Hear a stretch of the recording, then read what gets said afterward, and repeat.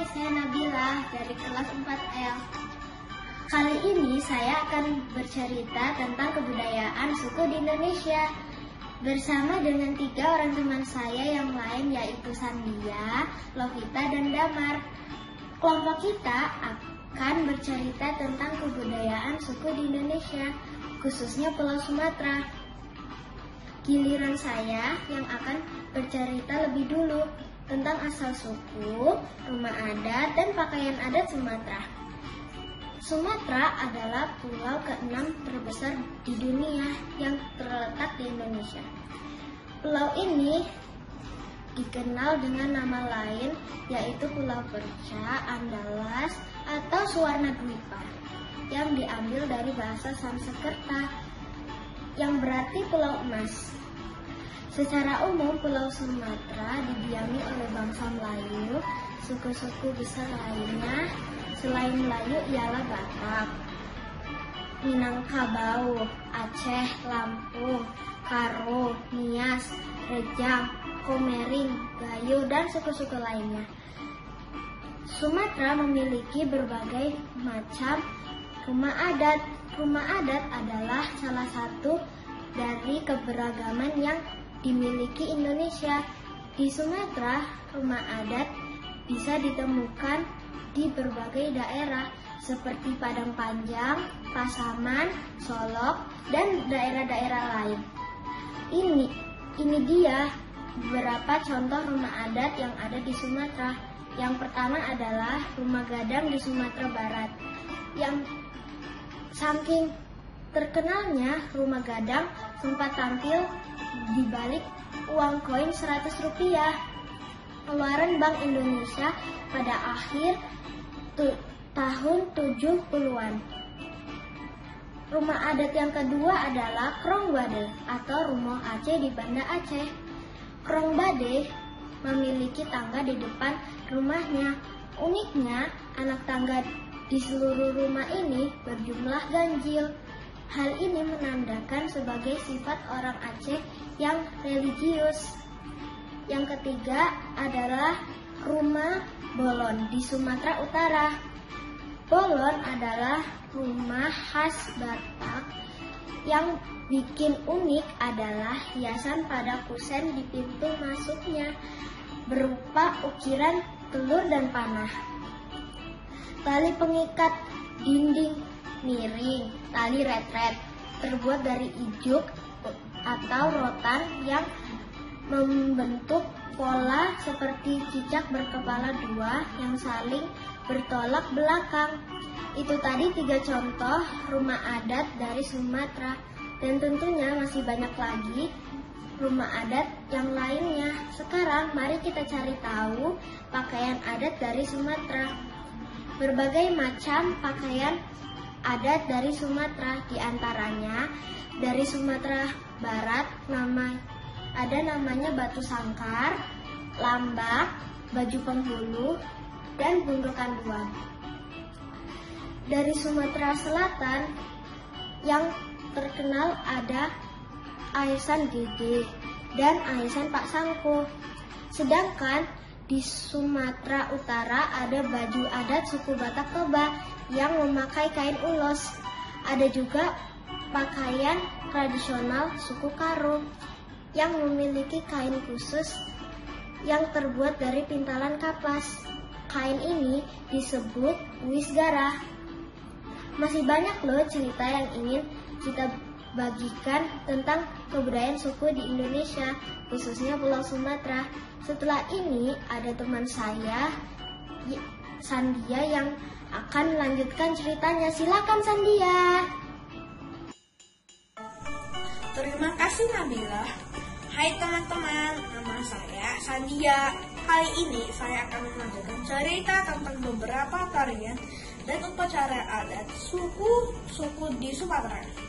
Tarian adat Sumatera ada banyak sekali. Tapi di sini saya hanya akan membahas 3 tarian yang paling menarik menurut saya. Dari wilayah Aceh Gayo ada tari Saman. Tarian ini memiliki ciri khasnya yaitu gerakannya tanpa diiringi oleh musik, hanya menggunakan suara dan tepukan tangan dari para penari. Tarian ini mencerminkan kebersamaan dan kekompakan. Selanjutnya ada tari tortor dari suku Batak. Tarian ini memiliki ciri khas terbatas pada gerakan tangan dan kaki yang bergantung pada musik gondang yang mengiringinya. Tarian ini biasanya dimainkan pada saat upacara sakral seperti upacara kematian, ritual penyembuhan, atau saat panen. Setelah itu ada tari piring dari suku Minangkabau. Ciri khas dari tarian ini, para penari menggunakan piring yang diayunkan mengikuti gerakan cepat dan teratur tanpa ada piring yang terlepas. Biasanya tari piring dimainkan saat penyambutan tamu terhormat atau pembukaan acara adat. Itulah 3 contoh tarian adat Sumatera yang biasa dimainkan saat upacara adat di Sumatera. Nah, apa saja sih upacara adat khas Sumatera? Saya akan memilih 3 lagi ya. Yang pertama, upacara Bataga Panggulu adalah upacara adat Sumatera Barat dalam rangka pengangkatan kepala adat. Upacara tersebut dilakukan secara besar-besaran dengan memotong kerbau dan bisa berlangsung selama 3 hingga 7 hari. Selanjutnya ada Fahombo atau lompat batu. Upacara tradisional ini merupakan ritual pendewasaan bagi kaum laki-laki suku Nias. Para peserta ritual harus melompati bangunan batu setinggi 2 meter dan ketebalan 40 cm. Kini Fahombo telah menjadi bagian dari atraksi budaya masyarakat Nias. Next, berdasarkan tradisi suku Batak, untuk mencegah kesialan akibat adanya seseorang yang meninggal dunia, maka diadakan ritual tarian duka Sigale-gale. Sigale-gale adalah boneka menyerupai manusia yang menggunakan ulos khas Batak. Boneka tersebut digerakkan oleh dalang sehingga terlihat seperti sedang menari tortor yang diiringi oleh musik gondang. Agak serem sih. Tapi ritual ini menjadi atraksi yang menarik untuk dilihat oleh para wisatawan. Gimana teman-teman? Masih penasaran dengan kebudayaan Sumatera lainnya? Sekarang giliran Novita yang akan melanjutkan cerita tentang kebudayaan suku di Sumatera. Yuk, silahkan Novita. Makasih Sandia, masih tentang kebudayaan di suku Indonesia khusus Sumatera. Kali ini giliran saya, Lovita dari kelas 4L untuk bercerita tentang daerah alat musik dari Sumatera. 1. Ada Aceh, ada Arbab.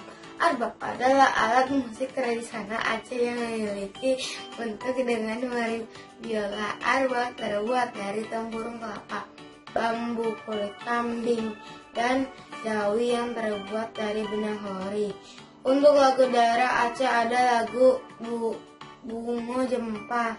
Pasti teman-teman sudah tahu kan, lagu ini diciptakan oleh Ikhtiran Raja Jumpa. 2. Sumatera Utara ada gondang.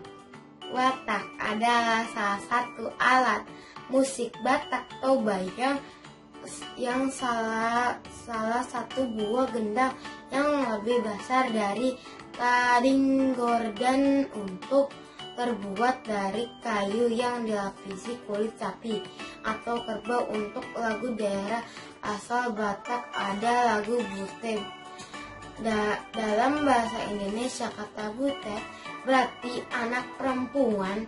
Lagu ini menceritakan tentang seorang ayah yang merindukan kepada anaknya perempuan ketika sang ayah sedang mengikuti perang. 3. Sumatera Barat ada bansi atau suling. Minang merupakan alat musik tiup dari bambu yang memiliki 7 lubang. Bansi terbuat dari bambu tipis atau talang. Kampung nan jauh-jauh di Matau ada lagu. Lagu ini diciptakan oleh Mahyudin. Wah, sudah 7 materi yang kami jelaskan untuk kalian semua. Nah, masih ada 2 materi terakhir tentang suku di Indonesia, khususnya Sumatera, yang akan diceritakan oleh teman saya Damar. Damar, sekarang giliran kamu. Terima kasih rekan saya Lovita. Hai teman-teman, Assalamualaikum warahmatullahi wabarakatuh. Nama saya Damar. Sebagaimana penjelasan dari teman-teman saya sebelumnya oleh Nabila, Sandia, dan Lovita mengenai kebudayaan Sumatera. Saya akan melanjutkan tentang beberapa senjata dan makanan tradisional khas Sumatera. Berikut ini penjelasan dari senjata tradisional Sumatera, yaitu rencong, pisau gajah, dan hujur singiris. Pertama adalah rencong. Rencong merupakan simbol identitas diri, keberanian, dan ketangguhan suku Aceh. Senjata ini dipakai oleh pejuang-pejuang Aceh dan raja-raja kerajaan terdahulu. Rencong membentuk kalimat bismillah. Begitu terkenalnya senjata ini, sampai akhirnya dunia menyebut Aceh adalah tanah rencong. Yang kedua adalah pisau gajah. Pisau atau pisau gajah ini dompak, yaitu senjata tradisional dari Sumatera Utara yang bentuknya seperti pisau, berfungsi untuk memotong, menusuk. Disebut pisau gajah dikarenakan gagangnya berbentuk ukiran gajah, yang merupakan senjata pusaka kerajaan Batak di masa Raja Sisimangaraja. Yang ketiga adalah hujur siringis.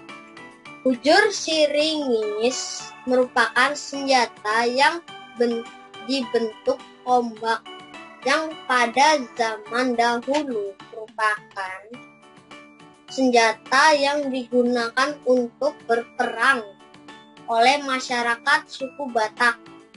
Bahan yang digunakan adalah kayu ringan, tetapi cukup kuat dan terdapat logam di ujungnya. Selanjutnya, saya akan menjelaskan tentang makanan tradisional dari Sumatera. Makanan tradisional Sumatera sangat banyak, tetapi saya hanya akan mengambil 3 contoh saja makanan tradisional yang terkenal di Sumatera, yaitu rendang, pempek, dan lontong sayur Medan. Pertama ada rendang. Rendang atau randang berasal dari Sumatera Barat yang mempunyai filosofi tersendiri bagi masyarakat Minangkabau, yaitu musyawarah dan mufakat. Rendang adalah masakan daging bercita rasa rempah-rempah. Dalam suhu ruangan, rendang bisa bertahan hingga berminggu-minggu. Wow, sangat hebat sekali ya rendang ya. Pada tahun 2011, rendang dinobatkan sebagai makanan terlezat peringkat pertama dalam daftar World 50 Most Delicious atau 50 hidangan terlezat di dunia yang diselenggarakan oleh CNN Internasional. Yang kedua adalah pempek atau empek-empek. Pempek telah ada di Palembang sejak masuknya perantau Tionghoa ke Palembang sekitar abad ke-16. Dari sebutan menurut tradisi, nama empek-empek atau pepek diyakini berasal dari sebutan ape atau pepek, yaitu sebutan untuk paman atau lelaki Tionghoa. Pada awalnya, pempek dibuat dari daging ikan belida. Namun, dengan semakin langkanya dan mahalnya, diganti dengan ikan gabus yang harganya lebih murah dengan rasa tetap gurih dan disajikan dengan kuah cupo. Yang ketiga adalah lontong sayur Medan, merupakan paduan kuliner lokal dengan Cina yang mempunyai rasa bumbu lokal Batak. Seperti halnya lontong pada umumnya, makanan ini terdiri dari lontong, dilengkapi dengan sayur, dan ditambahkan pelengkap telur balado, rendang daging, dan kering kentang atau tempe, dan kerupuk kanji. Bumbu khas lontong sayur Medan adalah tauco dan kecombrang. Nah teman-teman, itulah ragam budaya dari daerah Sumatera. Begitu kayaknya budaya negara kita tercinta. Mari kita senantiasa mencintai dan melestarikannya. Saya mewakili anggota kelompok saya Nabila, Sandia, dan Lovita mengucapkan terima kasih dan semoga bermanfaat. Wassalamualaikum warahmatullahi wabarakatuh.